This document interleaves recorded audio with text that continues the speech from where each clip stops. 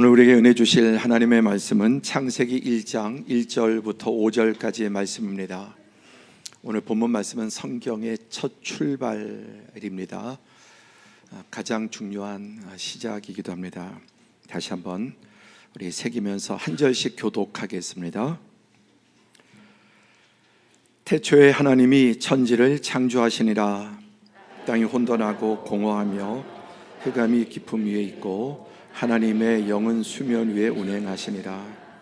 하나님이 이루시되 빛이 있으라 하시니 빛이 있었고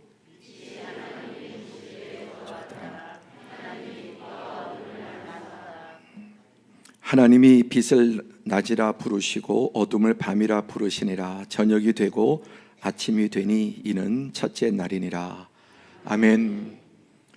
오늘 예배 함께하는 우리 사랑하는 모든 성도 여러분, 한 분 한 분 하나님께서 수고하고 무거운 짐들을 내려놓게 하시고, 어둠 속에 있다면 빛으로, 낙심 속에 있다면 하나님께서 주시는 희망으로, 그런 묶임 가운데 있는 분들에겐 자유함을 하나님께서 주시기를 축복합니다.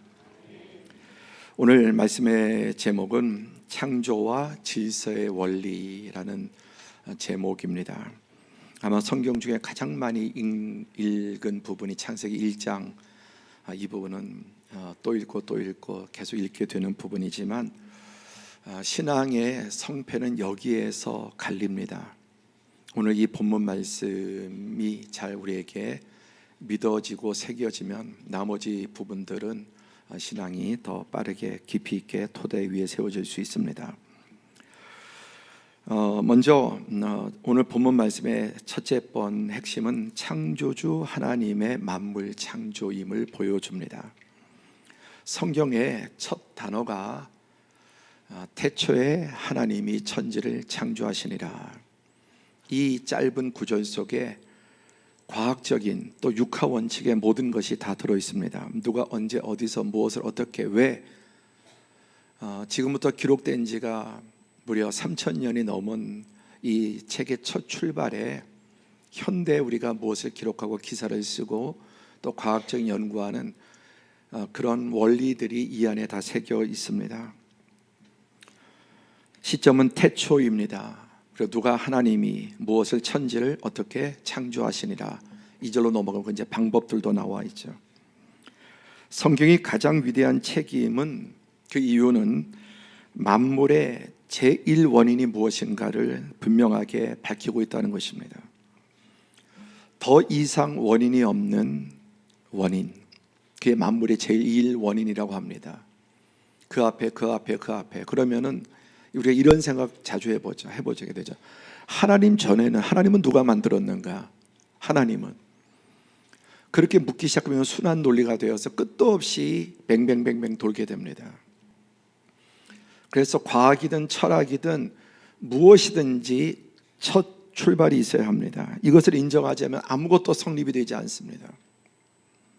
성경은 만유의 우주 만물의 첫 단추를 창조주 하나님이, 그분은 어떤 분입니까? 그 질문을 하게 되는데 성경은 그것도 답합니까? 답합니다. 그럼 하나님은 누가 만드셨습니까? 모세가 물은 겁니다. 그때 하나님께서 나는 스스로 있는 자라고 그렇게 대답하세요. 이런 대답은 여러분 세상에 어디에도 어떤 책에도 없습니다. 그래서 성경은 이 만유의 첫 단추를 너무나 짧고 강력하게 선포를 합니다. 그러지 않으면 미궁에 빠지게 되고 다람쥐 쳇바퀴 돌듯이 돌 수밖에 없습니다. 만약에 그렇지 않다면 이 모든 것이 우연히 저절로 자연이 생겼다, 그것밖에 다른 답이 없죠. 누가 창조했느냐 아니면 우연히 저절로 자연이, 아니면 모르겠다, 이 두 가지 길밖에 없습니다. 제가 한번 요즘 유용한 챗GPT에 이렇게 질문을 했습니다. 물리학에서 발견된 법칙의 종류를 전부 알려줘. 물리학에서만 여러 가지 법칙이 따라가는데 그게 얼마나 될까 몰라서 궁금해서 물었더니 이렇게 출발합니다. 물리학은 수많은 법칙들로 구성되어 있으며 모든 법칙을 열거하는 것은 불가능하겠지만 몇 가지 중요한 것만 요약해 하겠다.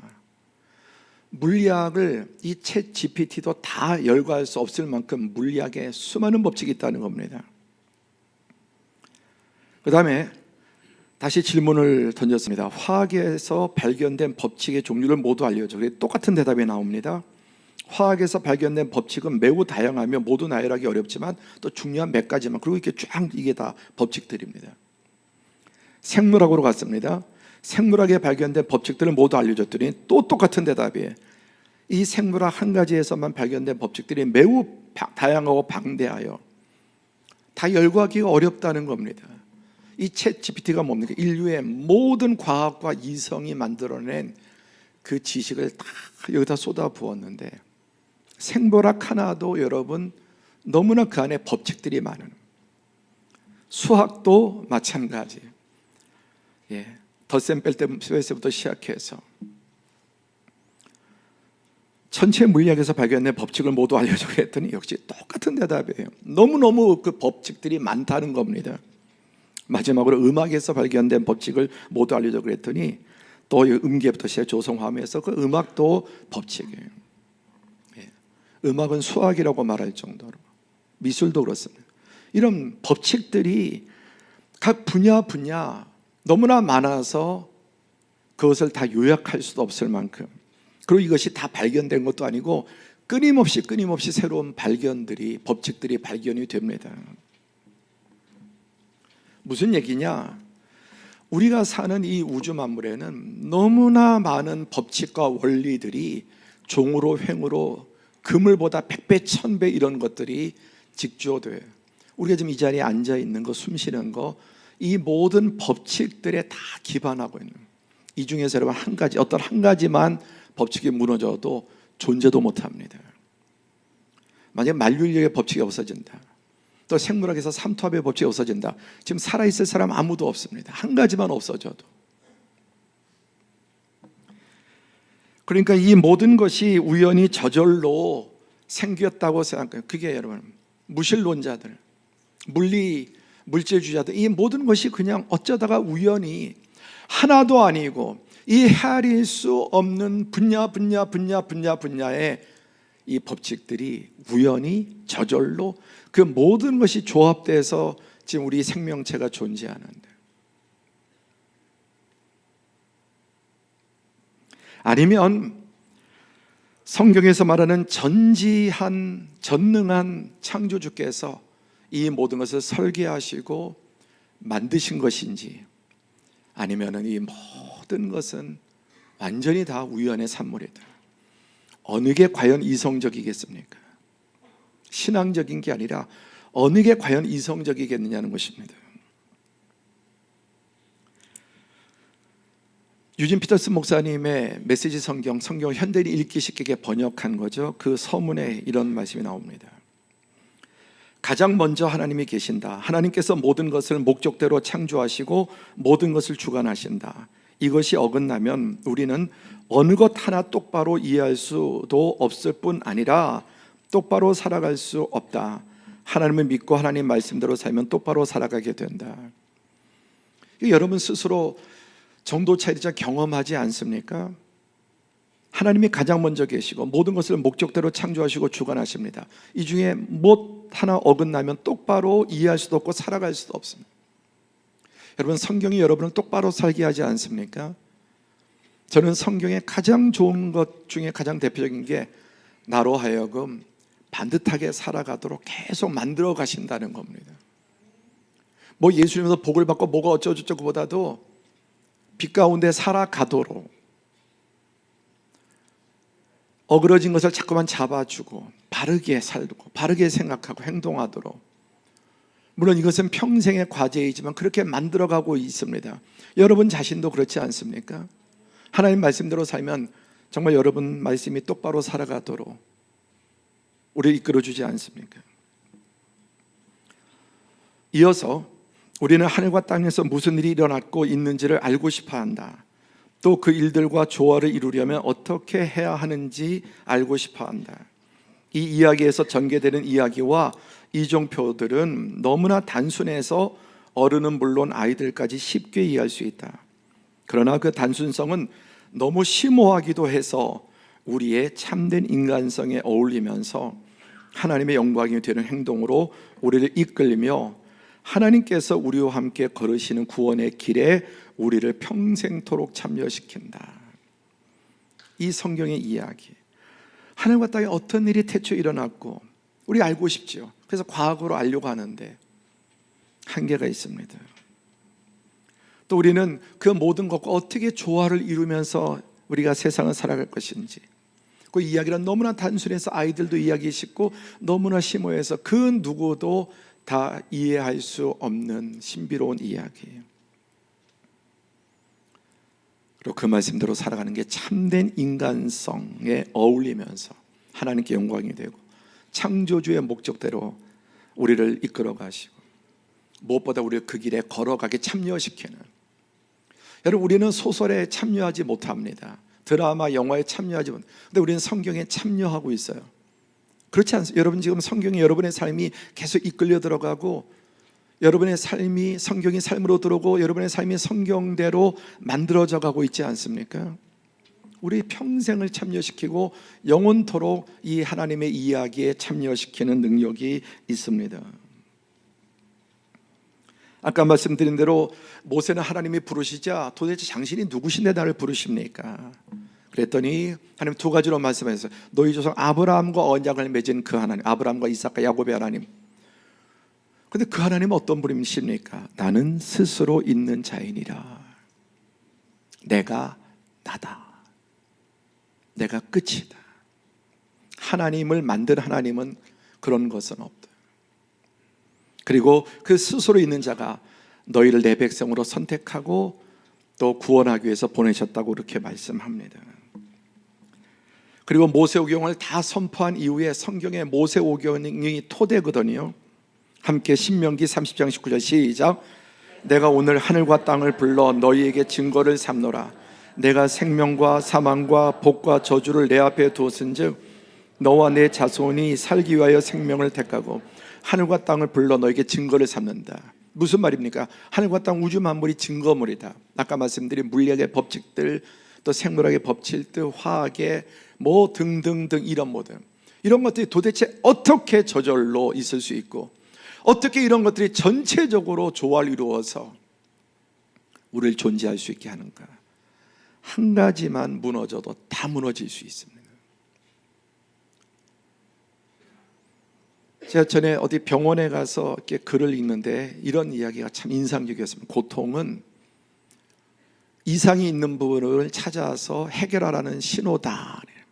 고통은, 여러분 머리가 아프다 그럼 뭔가 이상이 있다는 거죠. 그럼 원인을 찾아서 치료하라는 신호죠.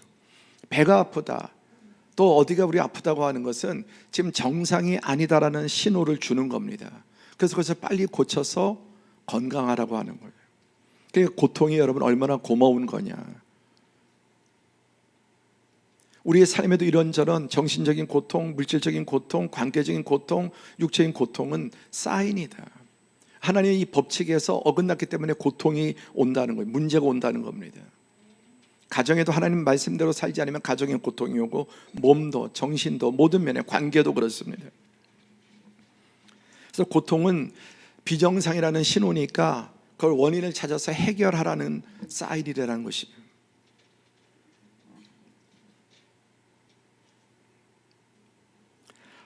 그래서 하늘과 땅을 불러 우주 만물의 모든 것들을, 만물이 하나님의 창조주의 증거이기 때문에 생명과 사망과 복과 저주를 내 앞에 두었은즉, 하나님을 인정하고 그 말씀에 순종하면 생명, 아니면 사망, 또 하나님의 말씀대로 순종하면 복과 평안과 자유를, 불순종하면 저주와 형벌과 묶임에 매이게 되는 것입니다. 성경의 출발은 태초에 하나님이 천지를 창조하셨는데 그분은 전지전능하신 분이시다. 두 번째, 그럼에도 불구하고 어리석은 자를 어떻게 합니까? 마음에 하나님이 없다고 하는 거예요. 인간의 모든 어리석음의 첫 단추, 하나님을 부인하고 이 모든 것이 우연이라고 생각하는, 사실 어리석음과 무지의 극치다. 자, 두 번째, 오늘 본문에서는 하나님의 창조 원리와 질서를 보여줍니다. 첫 번째는 창조주가 누군가, 있는가 없는가, 그 창조주의 능력과 지혜를 보여주고, 두 번째는 창조 원리와 질서를 보여줍니다. 2절에 보니까 땅이 혼돈하고 공허하며 흑암이 깊음 위에 있고, 태초에 하나님은 천지를 창조하셨다. 우주 만물의 모든 것들, 재료들을 창조하셨는데 혼돈하고 카오스라고 하죠. 공허하고 흑암이 깊음 위에, 이 모든 것이 뒤죽박죽 다 엉켜있고 섞여 있어서 혼돈하고 혼돈이라고는 생각들이 막 섞여 있는 거죠.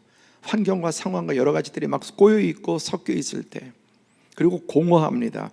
흑암이, 깊은 흑암이 드려져 있습니다. 유진 피터슨 목사님은 이것을 좀 더 쉽게 이렇게 번역을 했습니다. 모든 것의 시작은 이러하다. 하나님께서 하늘과 땅을 창조하셨다. 보이는 것과 보이지 않는 모든 것을 창조하셨다. 근데 그때 땅은 아무것도 없는 늪, 끝없이 깊은 공허, 칠흑 같은 어둠이었다. 특히 공허하다는 게, 혼란하다는 게 다 뒤죽박죽 되어 있다는 말입니다. 이런 상태에서 2절 뒤에 뭐라고 말씀합니까? 깊음 위에 있는데 하나님의 영은 수면 위에 운행하시니라. 성경 히브리 원어의 이 표현은 하나님의 영은, 성령은 물의 심연 위에 새처럼 내려앉으셨다. 이게 히브리어의 무슨 표현이냐면, 암탉이 이제 부화시켜서 알을 품고 있는, 새가 알을 품고 있는 상황에 따뜻하게 품고 있어요. 거기서 이제 부화가 되죠. 태초에 하나님이 천지를 창조하시고 그 혼돈하고 공허하고 흑암 깊은 위에 이게 완전히 뒤죽박죽 엉켜있는 모든 섞여 있는 것들을 이제 먼저 하나님의 영이 그 모든 것을 새가 알을 품고 있듯이 품으셨다. 그 다음에 세 번째 3절에 하나님이 이르시되 빛이 있으라 하시니 빛이 있었고, 우주 만물의 이 기원과 모든 것을 이렇게 정확하게 간단하게 선포합니다. 하나님이 이르시되, 그때 빛이 있으라 라고 말씀하시니까 빛이 있었다. 어떤 신학자는, 또 과학자는 이 빛이 있으라고 하는 말이 지금 과학적인 언어로 빅뱅이라고 이렇게 표현하는 분도 있더라고요. 빅뱅. 현재 천체 물리학이 다다른 우주 만물의 기원은 빅뱅이에요. 뭐 147억 년 전에 태초에 정말 작고 작은 이 하나의 점에서 거대한 폭발이 일어났다. 근데 그 재료는 또 어디서 나왔을 거예요? 근데 거기까지는 거대한 빛과 폭발, 성경 신학자들도 여기에 대해서 뭐 여러 가지 어느 분야인데 해석이 분분하잖아요. 그렇게 해석하는 분도 있다는.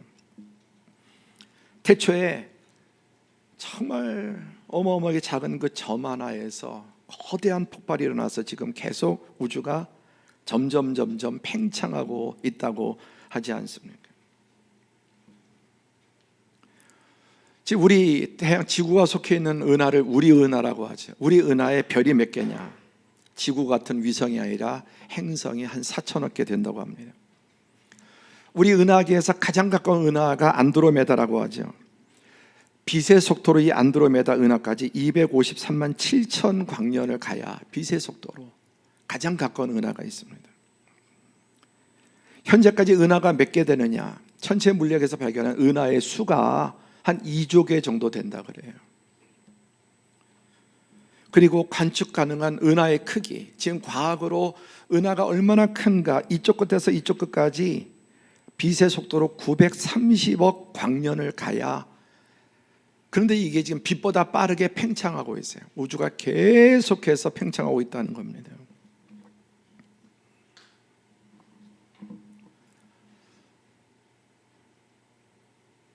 하나님이 가라사대 빛이 있으라. 그리고 이 우주가 아까 말씀드린 별의별 분야의 법칙과 원리를 기반으로,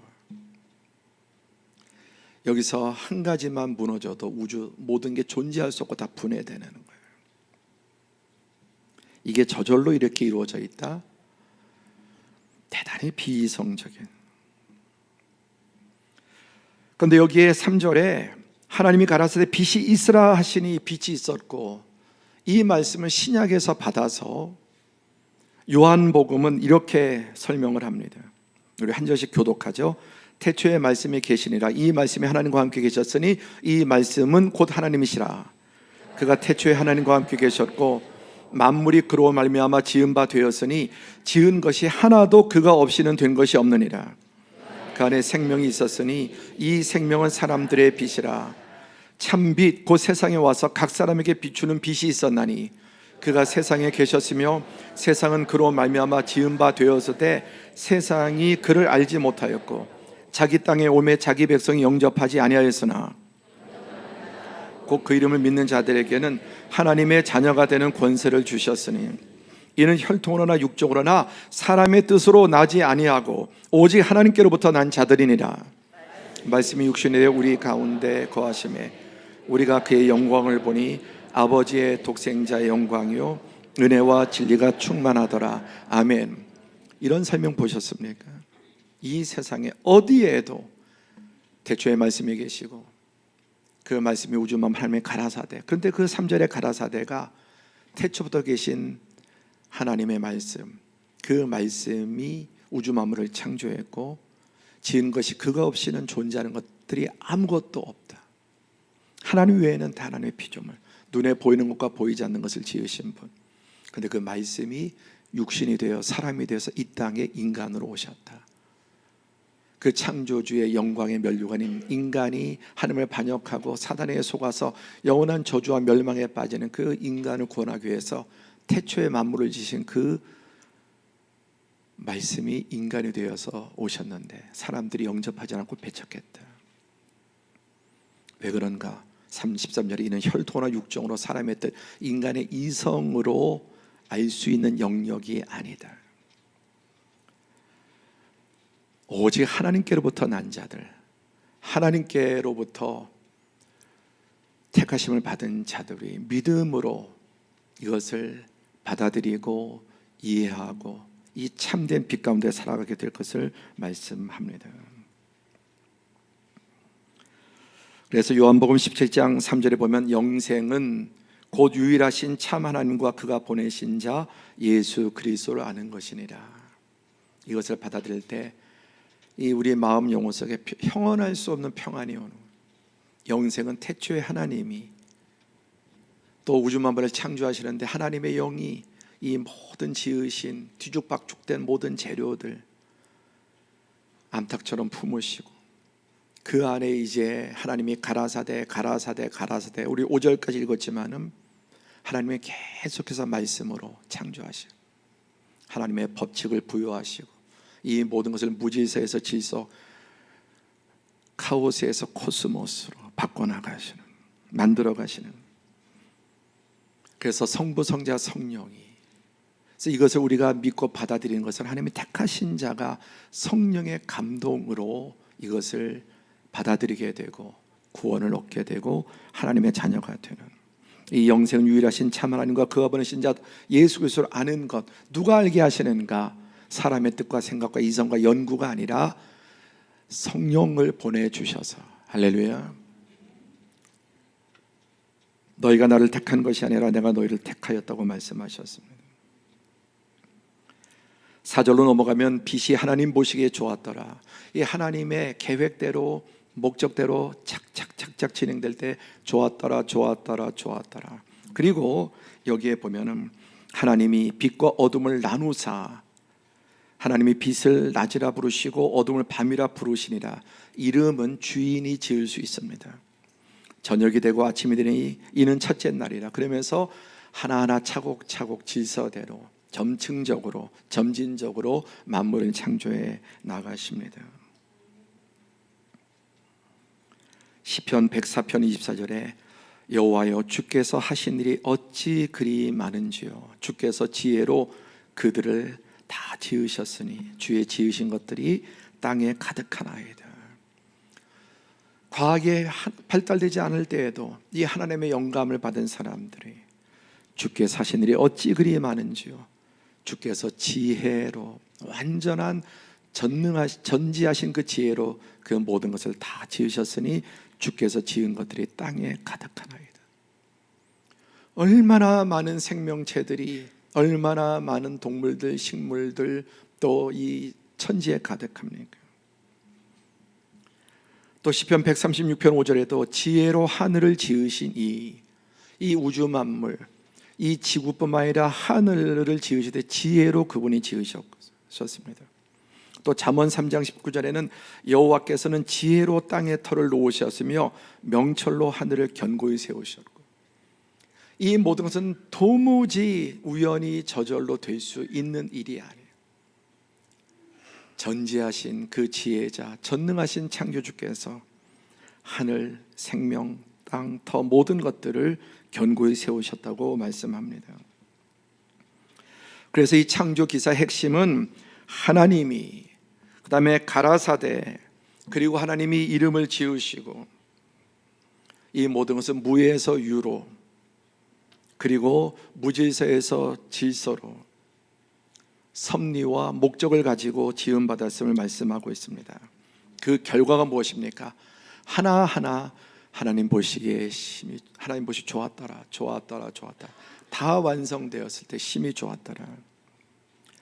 그래서 이 무질서의 카오스의 상태에서 이제 하나하나 체계적으로, 이 상태가 여러분 저절로 이렇게 돼요. 이 하나도 창조주께서. 그래서 카오스라고 하고 코스모스를 무질서에서 질서로, 혼돈에서,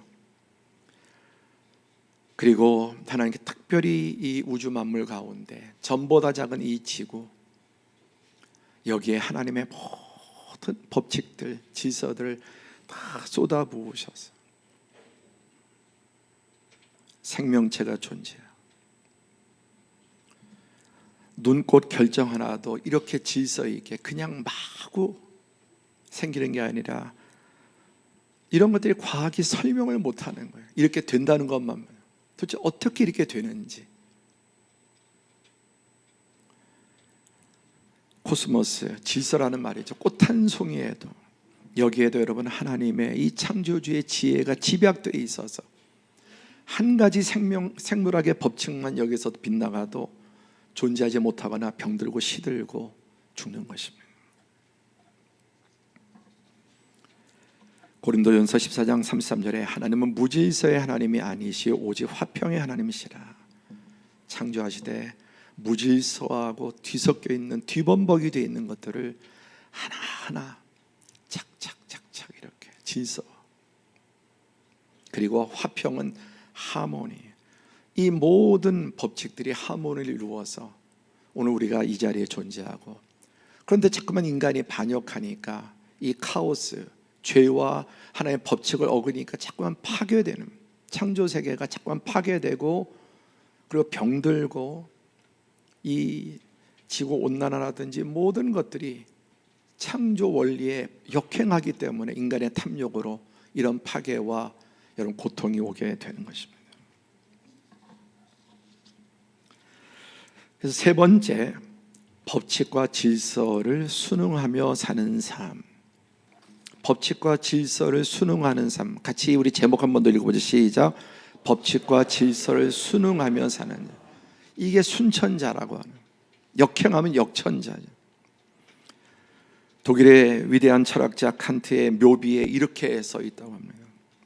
생각하면 할수록 놀라움과 경건함을 주는 두 가지가 있으니, 하나는 내 위에서 항상 반짝이는 별을 보여주는 하늘이며, 다른 하나는 나를 항상 지켜주는 마음속의 도덕률이다. 이 하늘에 반짝이는 별이 뭐냐? 우주의 원리와 법칙이 있다 지금 말씀드려요. 그리고 내 마음속에 나를 항상 지켜주는 마음속의 별이 뭡니까? 도덕률. 하나님의 형상에 따라 지음받아서 심어주신. 그래서 여러분, 우리 육신은 이 외면에서는 이 우주의 물리의 만물의 법칙에 따라서, 그리고 우리의 내면은 하나님이 지으신 이 아름답고 거룩한 도덕적인 영적인 원리에 따라서 살아가는 겁니다. 이게 칸트가 발견한 평생의 최고의 결론이어서 묘비명에 이렇게 쓴 것입니다. 하늘엔 빛나는 별, 내 마음에는 도덕률. 그런데 이것을 인정하지 않으면 여러분 어떻게 됩니까? 하나님 없는 자의 삶. 다시 잠언 1장 7절에 여호와를 경외하는 것이 지식의 근본이거늘 미련한 자는 지혜와 훈계를 멸시하고, 하나님이 없다 하고 하나님의 이 진리의 말씀, 지혜와 훈계의 말씀을, 진리의 말씀을 멸시하고 조롱합니다. 가장 지혜로웠던 솔로몬은 그의 인생의 마지막 남긴 말에서 아까 칸트와 말과 다를 바가 없는 거죠. 너는 청년의 때 너는 청년의 때 너의 창조주를 기억하라. 너 곧 곤고한 날이 이르기 전, 나는 아무 낙이 없다고 할 해들이 가깝기 전에, 해와 빛과 달과 별들이 어둡기 전에, 비 뒤에 구름이 다시 일어나기 전에 그리하라. 그래서 우리 삶에 고통과 괴로움이 오고 문제가 오는 것은 하나님의 법에 어긋난, 도덕법에 어긋난 그런 탈선한 일들하고 불법을 저지르면 그건 결과적으로 잠깐 뭘 얻는 것 같지만은 비교할 수 없는 문제와 고통을 가져옵니다. 고통은 원인을 찾아서 치료하라는 사인이다. 지금 어떤 삶의 고통이 있습니까? 돈의 문제에 고통이 있습니까? 건강의 문제에 고통이 있습니까? 이게 하나님의 원리의 법칙에 어긋나 있기 때문에 이 고통을 통해서 우리에게 하나님께서 은혜를 주시는 거예요. 고통은 은혜다. 그래서 고통스러워야 무엇이든지, 고통스러워야 생각하게 되고 원인을 찾게 되고, 아, 잘못 살았구나, 하나님의 법을 어겼구나. 그래서 거기에서 벗어나야 돼요. 근데 어리석은 자는 또 반복하고 또 반복하고, 성경의 머리끝부터 발바닥까지, 정수리부터 발바닥까지 너무나 얻어맞아서 더 이상 맞을 곳도 없는데도 또 같은 일을 반복하는 어리석은 인생. 계속 같은 일들을 같은 지점에서 똑같은 짓을 반복하는 어리석은 인생. 이미 당해보고 맞아보았음에도 불구하고, 그럼 점점 더 여러분 큰 문제를 겪게 되는 것이죠. 지금 어떤 고통이 있습니까? 그럼 그 원인이 뭐냐? 하나님의 법에 어긋난 부분 때문에 그러하다는 것을 우리는 생각을 해야 합니다. 특히 젊었을 때, 인생 다 지나고 나중에 깨닫지 한탄하지 말고 청년의 때, 젊을 때 인생의 곤고한 시간이 오기 전에 창조주를 기억하라고 말씀합니다. 그래서 여러분, 선악과의 계명, 십계명의 계명, 율법이란 계명들은 다 하나님의 영적인 원리, 또 그 도덕적인 물리적인 원리에 맞춰서 살아. 그래서 먹을 것, 먹지 말 것, 할 것, 말 것, 이런 것들을 다 말씀하고 있는 것입니다. 자, 그럼 결국 이 모든 것의 핵심은 우리가 3월 마지막 주에 출발한 것처럼 출애굽기 11장 44절에 나는 여호와 너희의 하나님이라, 내가 거룩하니 너희도 몸을 거룩하여 구별하여 거룩하게 하고 스스로 더럽히지 말라. 거룩하신 하나님, 만물을 거룩하게 깨끗하게 질서 있게 지으셨는데 죄가 들어와서 더러움과 무질서예요. 죄는 카오스예요. 더러움과 무질서예요. 그러니까 죄가 들어오면은 이것들이 깨어지고 고통이 오게 되고 손해가 오게 되고 저주와 죽음이 오게 되는 것입니다. 이 하나님이 거룩하시니 너희도 거룩하고, 하나님이 질서의 하나님이 너희도 질서를 지키고, 온갖 종류의 질서들, 경제적인 질서, 윤리적인 질서, 사회적인 질서, 영적인 질서, 이런 것들을 잘 지켜나가는, 그게 바로 순리라고 하는 것입니다.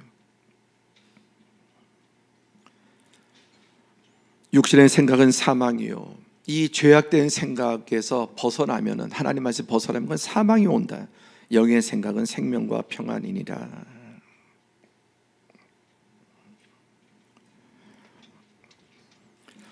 이제 저는 지난 5주 동안 드리는 설교를 이제 마무리하려고 합니다. 3월 26일에 하나님의 목적과 요구, 나는 너희의 하나님으로 너희를 애굽 땅에서 구원해냈는데, 그 죄악에서 구원해냈는데 내가 거룩하니 너희도 거룩하라. 거룩한 백성 삼으시기 위해서 구원하셨습니다. 하나님이 가장 싫어하시는 것은 죄악과 더러움과 불의와 반칙을 행하는 것입니다. 그분은 공의로우신 하나님이었습니다. 특별히 자기 백성이 계속해서 반칙하며 사는 것을 하나님 기뻐하지 않고 징계하십니다. 인간의 모든 문제의 원인은 죄입니다. 죄는 하나님과 관계와 단절을 끊습니다. 그게 죽음입니다. 육적 죽음, 영적 죽음, 영원한 죽음으로 이어지게 됩니다. 그래서 인간의 모든 문제의 원인의 해결책은 여러분 죄를 해결해야 합니다. 그래서 고통이 왔을 때, 내 삶에 염증이 왔을 때 회개해야 돼. 원인이 무엇인지, 그건 간단, 하나님 말씀대로 살지 않은 거예요. 하나님 말씀에 역행한 것입니다. 그래서 고통이 오면 회개해야, 돌아보고. 고통이 오는 부위들이 있지 않습니까? 정신적으로, 육체적으로, 몸도 어디 다. 그럼 내 삶이 지금 고통스러운 부분의 원인이 뭐냐? 그 부분에 하나님의 법을 어긴 것입니다.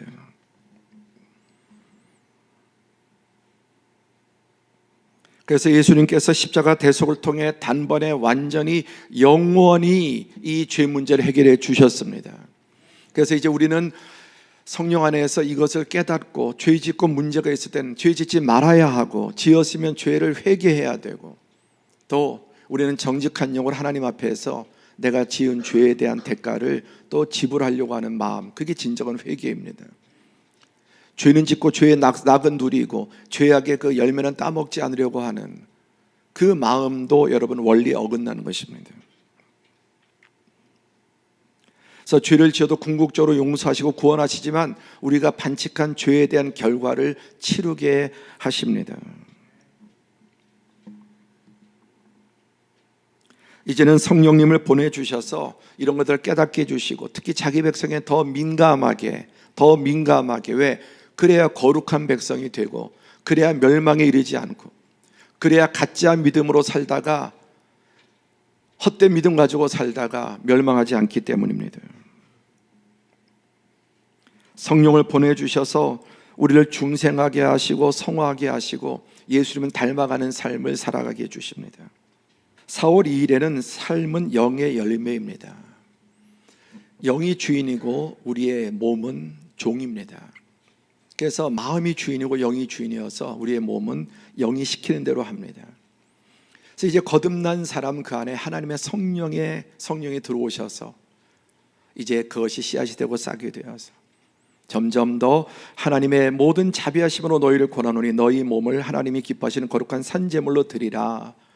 옛날에 짐승 잡아 죽이는 그런 죽음의 제사가 아니라 우리의 몸이, 우리의 삶이, 오늘 우리가 이렇게 예배드리지만 그냥 가정에 있는 것도 예배고, 직장에 나가서 존재하는 것도 예배고, 또 사회생활하는 것도 예배고, 존재가 예배인 사람, 여러분 더욱더 이렇게 만들어지시길 바랍니다. 그거 뭔 말인지는 경험해 봐야, 내가 존재가 예배가 되어가고 있구나. 존재가 죄악 덩어리였는데 내 존재가 그냥 예배가 되어가는 거예요. 가정생활이 예배가 되고, 혼자 있는 것도 예배가 되고, 내가 하는 일 자체가 예배가 되고, 그게 산제물입니다. 그래서 우리가 이렇게 이 말씀을 진리로 인정하고 믿고, 여러분, 주님, 내가 하나님 앞에 하나님이 기뻐하시는 삶이 되기를 원합니다. 그렇게 결단할 수 있기를 바랍니다. 함께 하죠. 내 인생 하나님이 기뻐하시는 삶이 되기를 원합니다. 그렇게 여러분의 복된 결심을 드리세요. 그럼 하나님이 붙잡아 주세요. 내 마음을 드려야 돼요. 내가 그렇게 살기를 원합니다. 이게 진리입니다. 이게 복된 삶임을 제가 고백합니다. 드리고 하나님께서 나를 붙잡아 주시도록, 마음은 원이지만 되지 않기 때문에 그럴 때 성령께서 붙잡아 주시고 이끌어 주십니다. 그 다음에 4월 16일에는 그리스도인의 깨끗한 생활, 그래서 이렇게 하나님께 드려진 사람은 점점 그 삶이 깨끗해지는 대표적인, 가장 인간의 밑바닥으로 죄악의 방탕과 음란과 이 색욕, 정욕. 그래서 하나님의 뜻은 우리가 거룩함이기 때문에 음란을 버리고 방탕한 삶을 버리고 거룩함과 존귀함으로 깨끗한 사람이 존귀해지잖아요. 물질이든 성적이든 윤리적이든 더러우면 그 사람은 여러분 결국은 더러운 이미지 가운데 그 인생을 마무리하게 됩니다. 그래서 5절에 하나님을 모르는 이방인과 같이 색욕을 따르지 말고, 이 시대 육신의 정욕, 안목의 정욕, 이생의 자랑, 얼마나 성적으로 문란해지고, 어떤 이런 가정의 어떤 외도, 이것을 계속 그 사립탐정, 그분의 글을 보니까, 인터뷰를 보니까 자기가 뭐 통계가 정확히 나올 수는 없지만 이 남성들이 외도하는 비율이 50% 넘을 거라고 자기가 생각한다는 거예요. 얼마나 이 시대에 문란하고 음란하고 가정들이 파괴되고 그 과정 속에 자녀들이 상처를 입고 계속해서. 그래서 그리스도인의 깨끗한 생활은 도덕적으로, 성적으로, 물질적으로 그러지 않으면 반드시 여러분 고통이에요. 죄는 꿀처럼 달지만 나중에는 쓸개처럼 쓰게, 칼에 찔리는 것처럼 그렇게 자기 인생의 고통을 가져온다는 것입니다. 그 다음에 4월 23일에 지난주에 그리스도의 깨끗한 생활, 이제 이력에서 점점 자라서 무엇에든지 참되고 무엇에든지 경건하고 무엇에든지 정결하고 무엇에든지 사랑받고 점점점 이 거룩하고 깨끗한 영역이 넓어지는 거예요. 영적으로 성장하고 더 깊어지고, 그러면 여러분 삶의 풍랑이 잔잔해져. 하나님의 평안과 은혜와 이 삶에 행복이 있습니다. 기쁨이 있습니다. 만족이 있습니다. 내 잔이 넘치나이다. 그러지 않고 여러분 더럽고 지저분한 삶에는 아무리 올라가도 아무리 많은 것을 가져도 점점 더 자기 비참함과 결국 멸망의 길로 가는. 그래서 진정한 거룩한 믿음의 삶에는 도덕성과 윤리성이, 영성은 하나님께로부터 온 거기 때문에 그것이 점점 깊어지고 확장돼서 존경받는 사람, 칭찬받는 사람, 선한 영향력을 끼치는 사람이 되고, 그런 사람이 가정에서 자녀들에게, 직장에서 동료들, 다른 사람들에게 이 세상의 빛과 소금이 되는 것입니다. 그러기 위해서 예수님께서 나를 먹으라, 함께하자. 나를 먹으라. 내가 생명의 양식이다, 영의 양식이다, 하늘의 양식. 나를 먹어라.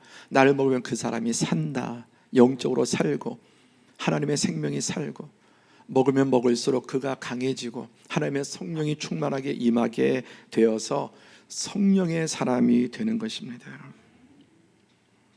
보고 읽고 듣는 것을 통해서 온갖 더러운 것이 들어갑니다.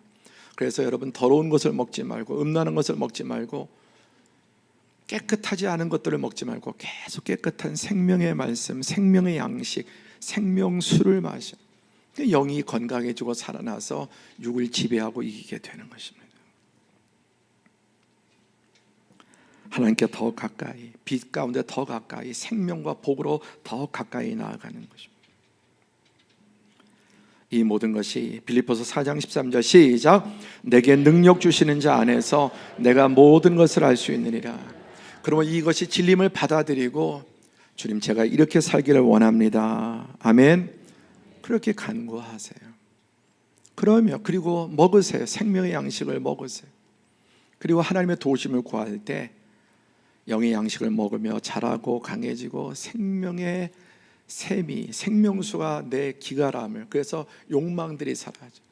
욕망들이 이길 수 있고, 지난주 그 강릉에 엄청난 불이, 비가 오니까 꺼지는 욕망의 불이 꺼지고, 이제 하나님의 은혜의 샘이, 은혜의 강이, 평화가 내 삶을 지배하고, 또 이렇게 간구하는 자에게 성령을 주셔서, 내게 능력 주시는 자 성령 안에서 이제 이런 일들이 우리의 삶에서 확장되게 되는 것입니다.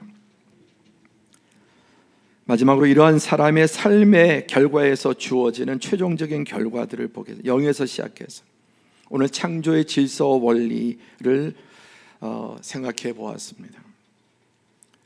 그래서 이런 사람은 이제 생활도 깨끗해지는, 이 세계 최고의 상담가 또 심리학자인 조던 피터슨, 하버드 대학의 심리학과 교수였는데, 인생을 바꾸려면 방 청소부터 하라는 거예요. 방 청소. 성령 충만하면 청소도 잘한다. 시작. 성령 충만하면 외모도 깨끗하다. 하나님의 영이 충만하면 자기 몸도 잘 다스린다. 이 모든 게 하나님의 원리에 어긋난 삶에서 돌아오는, 이것을 하면 왜 인생이 바뀔까? 놀라운 방청소의 비밀. 요즘 여러분 이런 일들이 정말 방송에서 많이 해요. 2주 전에 우리 비전스쿨에서 청소 정리 전문가 청에서 비싼 돈 주고 아이들에게 어릴 때부터 청소 정리하는 거 잘 가르쳐요. 인생을 정리하고 싶다면 자기 방 청소부터 하라는 겁니다. 게으름과 더러움과 병은 인과관계가 있습니다. 그래서 여러분 우울하면 청소해라. 그럼 우울증이 사라져요. 그렇죠. 깨끗하게 청소하고 운동하고 그러면 되게 막 엔돌핀이 솟아나잖아요. 의욕도 생기고. 영이 깨끗한 사람은 마음이 깨끗하고 생각도 삶도 몸도 깨끗하고 생활도 집도 깨끗합니다. 그래서 영이 어둡고 무질서한 사람은 살림도 정신없습니다. 옷장, 뭐 신발장, 또 뭐 어디야, 그 뭐죠? 부엌에, 뭐 싱크대. 영이 단정하고 깨끗한 사람, 이런 것도 단정합니다. 술과 담배, 마약, 성적 부도덕, 음란하고 무질서한 이런 카오스의 삶에서 이런 것들이 정리되고 생활도. 그래서 방은 그 사람의 내면을 보여줍니다. 집은 그 사람의 정신세계를 보여줍니다. 그래서 어떤 분은 그 사람이 당신의 방만 보고도 당신의 미래를 90% 예측할 수 있다. 방만 보고도 그 사람이 어떻게 살아왔는지, 어떤 상태인지, 앞으로 그 사람의 미래가 어떻게 될지, 그거 고치지 않으면 이미 미래가 보인다는 겁니다. 상당히 동의합니다. 이 성동구, 강동구의 한 여성, 20대 여성의 원룸, 실제 원룸이에요.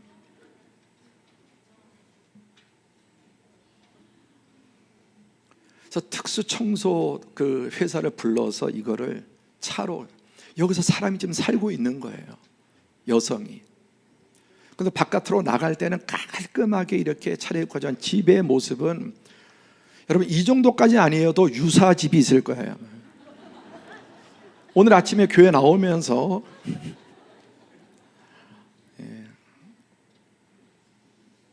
이게 뭘 보여주겠습니까?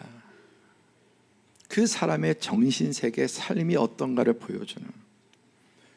여러분 이런 여자, 겉만 반질하고 뭐 예쁘게 하고 옷만 깔끔하게 입고, 성경 회칠한 무덤이라고 그러는데, 이런 여자랑 결혼하면 어떻게 되겠습니까?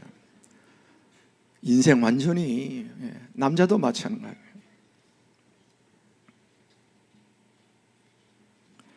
이런 쓰레기집의 의뢰인이 70% 80%가 20대 30대 직장 여성이라는 겁니다. 심각한, 점점 더 많아지고요. 성경에 귀신에 대해서 깨끗한 귀신이란 말은 한마디도 없습니다. 더러운 귀신. 귀신이 흉가에서 나오지 깨끗한 집에서 나오지 않습니다. 여러분, 저 미국이나 우리 슬럼, 그렇지 있죠? 전염병, 알코올, 마약, 성적, 게으름, 더러움, 가난과 이런 모든 것들이 그런 곳에서, 이 코로나가 진원 지가 어디입니까? 가장 더러운 곳에서. 인도의 귀신을 보면 여러분, 이게 정상이 아니에요. 인도에 수많은 귀신들이 있는데 정상인 게 하나도 없습니다. 이런 귀신들을 섬기고 있는 거예요. 그러니 섬기는 사람들이 어떻습니까? 귀신이잖아요. 어떤 영이 지배하느냐에 따라서 그 사람의 삶이 결정된다는 것입니다. 그래서 요한계시록 18장 2절에 힘찬 음성으로 외쳐 이르되 무너졌도다 큰 성 바벨론이여, 귀신의 처소와 각종 더러운 영이 모이는 곳과 각종 더럽고 가증한 새들이 모이는 곳이 되었도다. 가증한 새들이 뭐냐? 위선자들, 겉은 번지는데 속은 도덕적으로 완전히 부패한 자들, 겉과 속도 다 부패한 자들. 그래서 이 바벨론은 귀신의 처소인데 각종 더러운 것들이 모여요. 온갖 더러운, 그게 여러분 이 귀신의 세계고 지옥의 모습입니다. 천국이 깨끗할까요? 더러울까요? 더러우면 천국이 아니지. 왜 천국이 깨끗할까요? 하나님이 거룩한 분이기 때문에.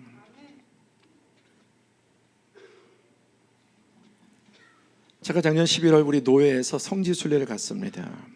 이 마테오라 수도원이라고 하는 한 1000m 정도 되는 저 바위 위에, 여행 좀 아시는 분은 여기 가보는 게 평생의 버킷리스트 중에 하나인데 여기를 가게 됐습니다. 이 깨끗한 자연환경 속에 저 바위 1000m 된 이런 곳에다가 이런 수도원을 지었는데요, 가장 인상적인 게 그렇게 깨끗할 수가 없어요. 그렇게 깨끗할 수가 없어요. 너무너무 모든 게 깨끗하고요, 휴지 하나 없고 그렇게 깔끔하게 정리되어 있고 단정하게 잘 보여. 수백 년이 되어도 곰팡이 하나 쓸지 않아. 여기에 있는 수도사들 정말 천사같이 깨끗하고 단정합니다. 이게 기독교의 영성이라는.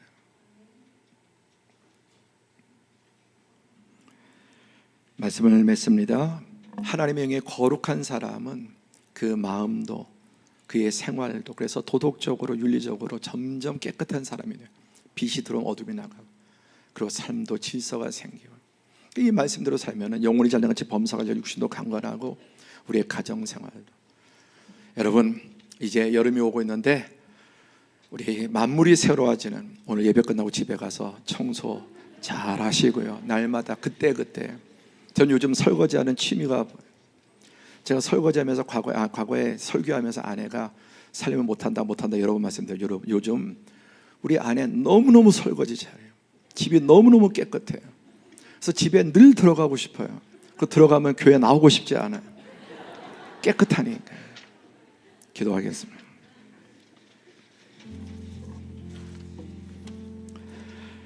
창조와 질서의 원리, 거룩함, 깨끗함, 내면적인, 영적인, 도덕적인, 그리고 몸도 잘 관리하는 거예요.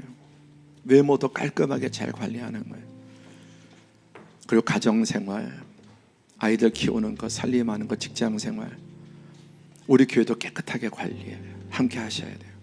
여러분의 집이 여러분 아파트에서, 동에서 제일 깔끔한, 여러분의 사무실이 여러분의 회사 가운데, 동료들 가운데 사무실도 가장, 여러분의 책상도 깔끔하면 좋겠습니다.